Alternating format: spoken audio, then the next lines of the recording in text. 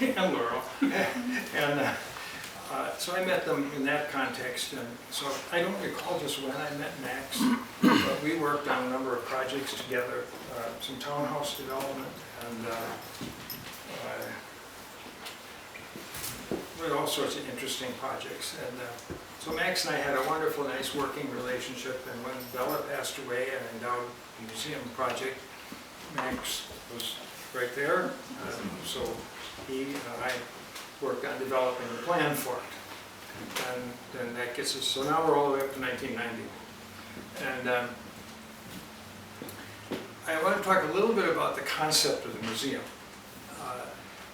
You know, it started out obviously as a personal collection of what I consider great objects to be treasured, which once in a while, from time to time, people can do that.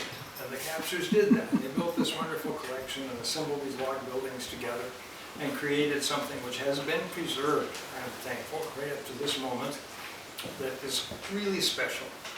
The display of it is as important as the materials in it, because the displays talk about the 1950s museology, if that's the right word, of that era. And I'm very glad that the Historical Society from the very beginning said, well, it's quite acceptable to preserve that, but let's add to it some of the spaces and things that make it a more modern functioning museum. I mean, when I first went in the building, 1989, the north end of the old part of it was a little office space with cast-off office equipment, kind of well-burnt coffee maker, you know, and typing paper machines and typewriters, and it was very much passé. But it was what I'd seen in a number of other places I'd worked, a nonprofit.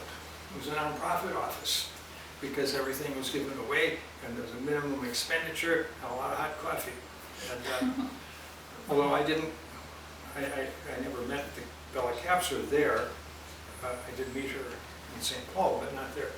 And so I enjoyed that atmosphere, and then of course that became the part of the building that got cleaned out right away and added to the new building. I want to talk just a little bit about the concept of the new building. Max and I had a wonderful working relationship, very close. We would sit down and argue out ideas until we found what we thought was the right solution. And we came upon the idea that the museum should look like a warehouse, because warehouses existed along shorelines where goods would come and go and needed to be stored and transshipped. And besides, a museum didn't need windows. So you look for a 19th century prototype of a building that might have existed somewhere here or in Bayfield that had no windows. Well, that's a warehouse. And so the first idea was it'd be a very simple warehouse building, rectangular, wood siding, and a gable roof. Then it got a little more elaborated as the design developed. And so originally it started with red-brown cedar siding. And my original plan for it was to use roll roofing on it. Now, how many people here know what roll roofing is? We got 1, 2, 3, 4 or so. Okay. But a couple of them don't count because they're married. Anyway, the roll roofing is asphalt roofing. It's just like your shingles, except it's 30 inches wide and it comes in a big roll.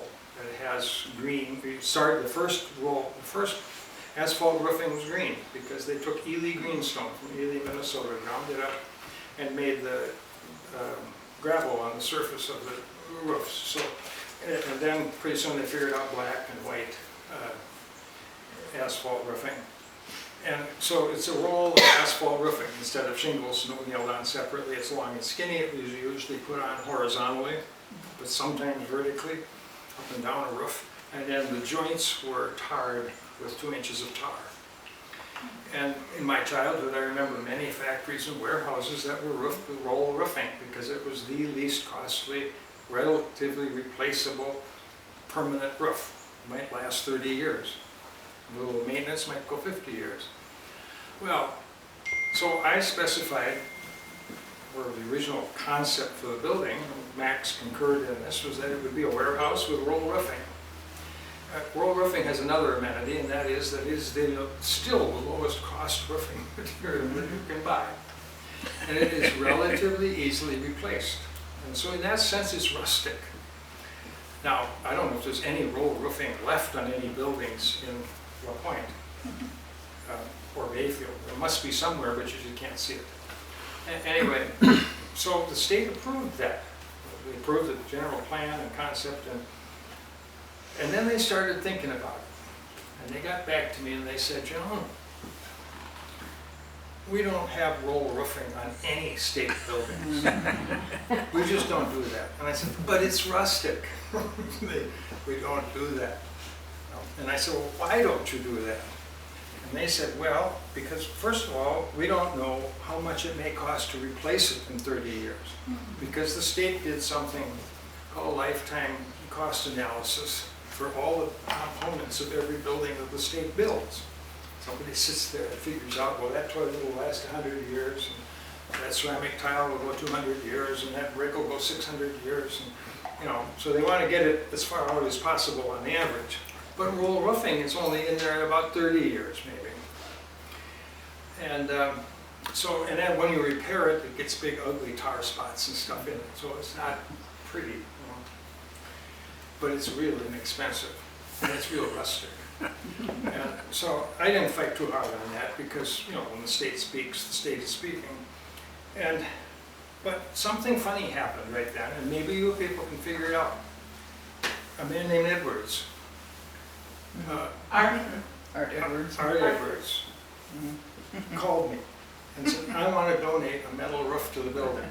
Now, I suspect that there was some internal wiring on the island that I didn't know about. That maybe between Jane Weber, who was the State Historical Society contact person, a wonderful, wonderful woman who contributed greatly to the design of the project. She was from Prince Edward Island and worked for the state of Wisconsin for a number of years and then returned back and retired at Prince Edward Island. But she helped very much in certain concepts for the building. And she had no problem with roll roofing, but the state did. And so Mr. Edwards kindly gave what I consider to be about a $100,000 roof for the building. Now the general budget for the building, I believe, was $1 million more or less. And so 10% of that building is a gift of one islander. But Edwards had another interesting circumstance. He was the first contractor I knew of who had portable rolling equipment for making standing seam roofs, where in the back of his truck would be this bending machine, and then towards the front of the back of the truck would be this big roll of aluminum or steel or whatever, and then it would slide along and get crimped up to make roofing sections, and then it would automatically cut it off in nice pieces of the length that they wanted. So they would drive this truck to a construction site. And this is sort of common today, although, and so it really is a true standing seam roof, which in itself is kind of a luxury today, because today we have a lot of fake standing seam roofs, but this is a real one. And so I went out to his place in Edina and looked at the color samples.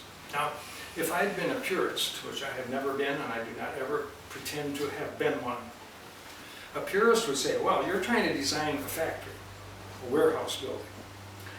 Wouldn't you make, if you're going to make the walls rust brown color, whatever, red, wouldn't you make a gray roof? Because of course the only industrial roof of the 19th century was galvanized metal.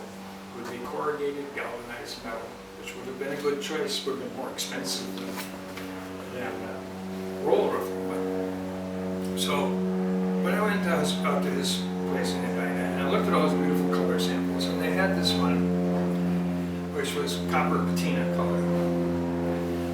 And I slipped for a moment, and I said, let's gild the lily. Let's put a reproduction copper roof on our warehouse building. I don't regret that decision. It truly was gilding the lily and moving a little off of the original design concept.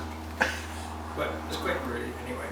And so it got this beautiful roof. And I never met the man again, and I was not up here when it was installed. he did a perfect installation job that will outlast the building. But So this was he a summer person?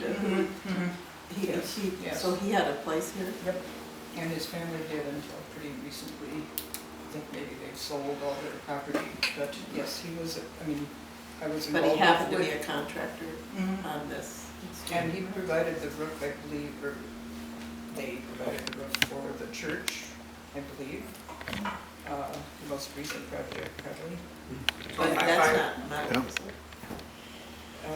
You mean the gal? Well, he only did metal roofing. Yeah, so yeah. Oh. I think, I don't know that much about his business, but No, this So- is, this is copper colored, or is it, it's not solid? it is copper colored. Okay, It's it's not just simply solid copper. patina color. That's the name It's of the color. patina color. Yes, Yeah. right. And it's Kynar paint, which lasts for, it's guaranteed for 60 years or something. And I think it look, and now it's got a little bit of dust and dirt on it, it looks just fine. But I did admit to, not being a purist about it. It should have maybe have been gray metal color, but then on the other hand, that's also boring. And it is a museum and not a warehouse. So, I will comment on one other little thing. I see the building's been painted gray. That doesn't have my approval.